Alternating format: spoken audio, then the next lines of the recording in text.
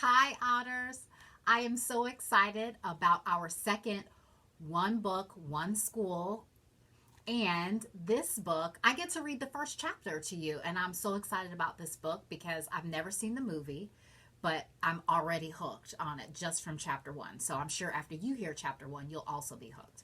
This book is called The Water Horse, and it's by Dick King Smith. And let's get started.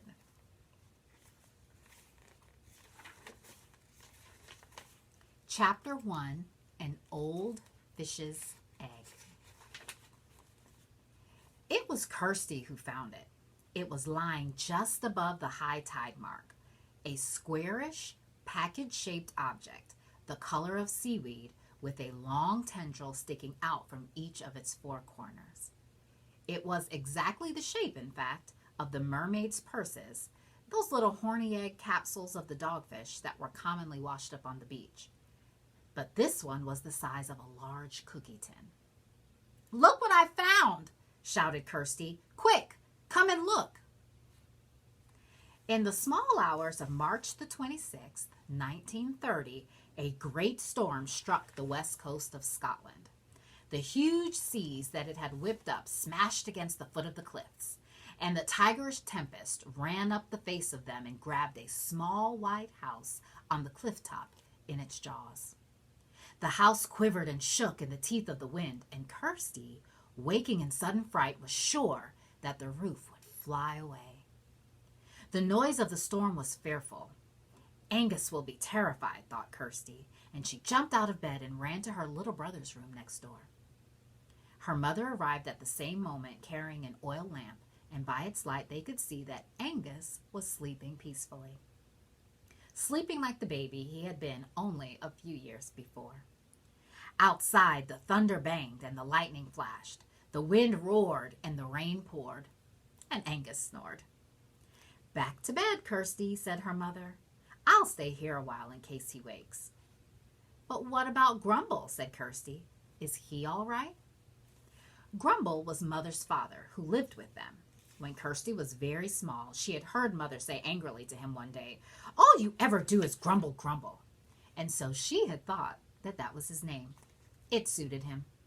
He came stumping along the corridor now, a big old man with a thick, droopy mustache. "Can't sleep a wink," growled Grumble to his daughter and granddaughter, as though it were their fault. "Terrible weather. The Lord help sailors on a night like this." Kirsty and Mother grinned at one another, for Kirsty's father was a sailor, a merchant seaman. But at that moment, his ship was, they knew, in quiet tropical waters far from tonight's frenzied Atlantic storm. At that moment, there came a clap of thunder so close and so loud that Angus awoke and sat up in bed. "I heard a noise," he said matter-of-factly. "It's a storm, Angus," said Kirsty. "A big storm." "It's going to blow the whole house down in a minute. I shouldn't be surprised," said Grumble.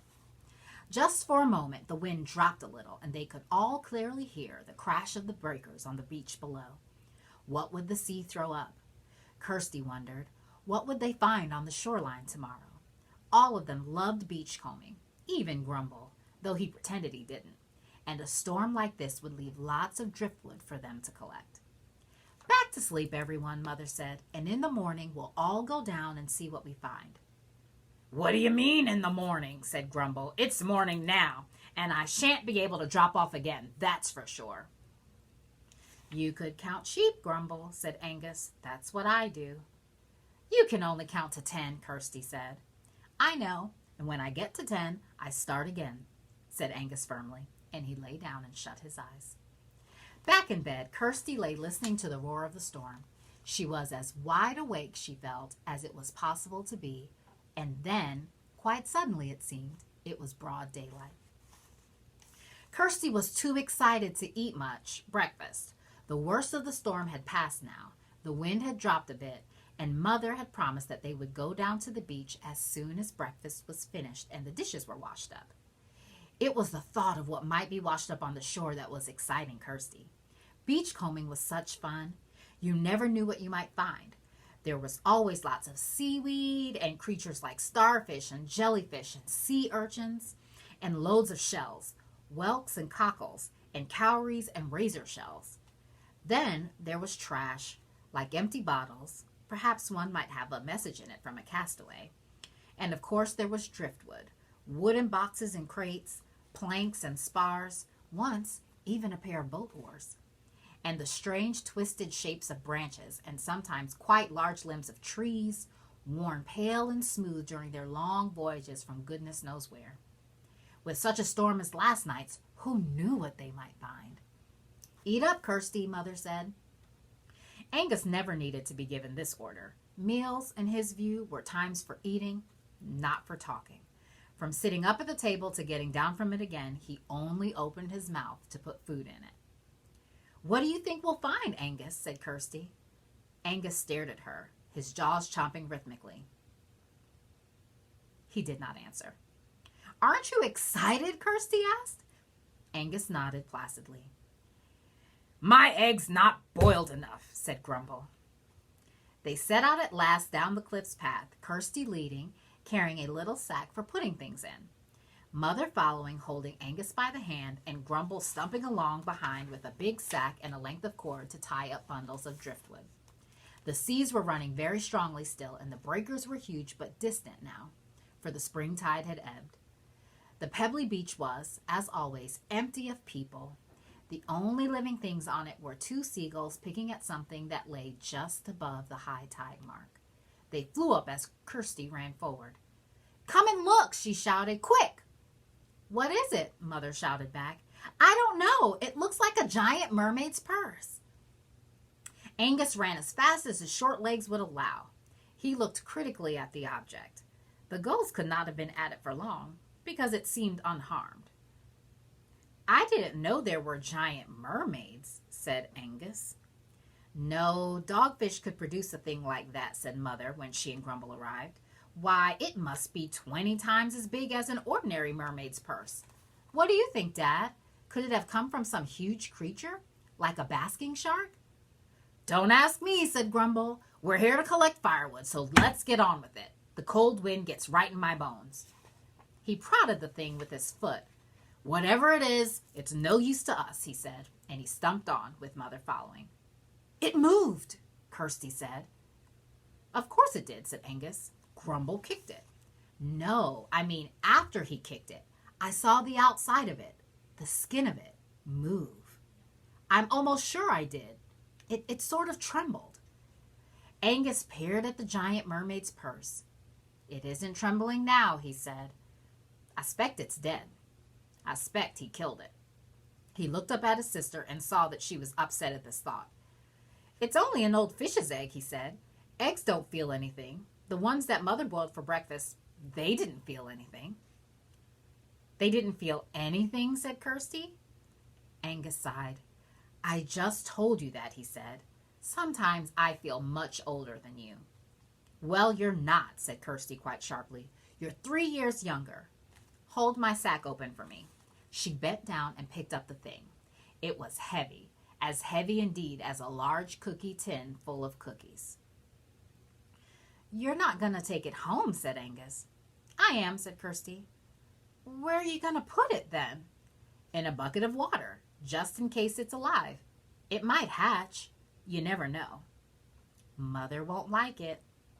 "Mother won't know," said Kirsty. "She's going to ask what's in your sack," said Angus. Kirsty thought quickly. "Seaweed," she said. "Grumble puts it on the garden for manure." And on top of the thing she placed some bunches of kelp. When they had all climbed the cliff path again, Grumble complaining loudly of the weight of the driftwood bundle he carried, the children went off together to the garden, a small plot on the sheltered side of the white cliff-top house. Here their grandfather grew vegetables, grumbling endlessly about the poorness of the soil, the unkindness of the weather, and the damage done to his plants by birds and slugs and caterpillars. Kirsty put the seaweed on his compost heap, filled a large bucket with water, and tipped the giant mermaid's purse into it. It was too big to submerge, and 2 of its 4 tendrils stuck out forlornly above the surface. "It's too big," Angus said.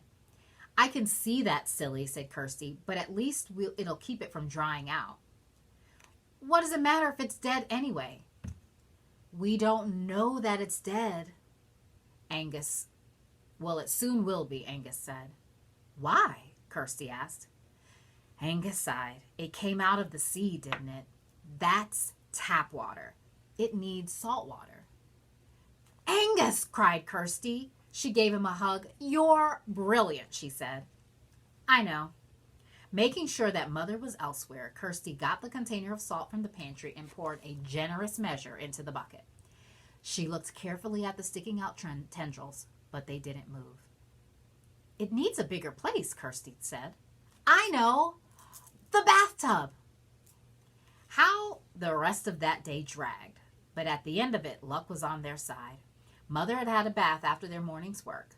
Grumble, on being asked, said no, he did not want to bath. Too much washing was bad for your skin, and anyway, the water was always either too hot or too cold. So that only left the children. Mother gave Angus his bath at bedtime and left the water in it for Kirsty. He wasn't all that dirty, she said, and took Angus downstairs to dry him by the fire, where Grumble sat listening to the radio, turned up very loud, for he was rather deaf, and moaning that the program was rubbish. Kirsty moved fast. First, she let out Angus's bathwater. Then she put the plug back in, turned on the cold tap, and tiptoed down the stairs and out into the garden. In a couple of minutes, she was back in the bathroom, the giant mermaid's purse in both hands, the container of salt tucked under one arm. She lowered her burden gently into the water, added a little hot for luck, poured the whole contents of the salt container in the water, turned off the taps, and went out of the bathroom, closing the door. Kirsty awoke once in the middle of the night and could not resist opening the bathroom door and peeking in. But the thing was just floating, motionless. You're stupid, she said to herself as she was drifting back to sleep again. It's probably just a piece of seaweed, that's all. First thing in the morning, before anyone's up, I'll take it out and chuck it on Grumble's compost heap. First thing in the morning, Kirsty went quietly along to the bathroom. She had just grasped the handle of the door when she thought she heard something. She bent down, put her ear to the keyhole. She thought she could hear some small splashing, such as a little fish might make breaking the surface of a stream. And then a small squeaking noise, kind of like chirrup, such as a little bird might make breaking from the shell of its egg. Then Kirsty opened the bathroom door. That's the end of chapter 1. I wonder what she's going to find when she opens the bathroom door. I don't know about you, otters, but I can't wait to find out.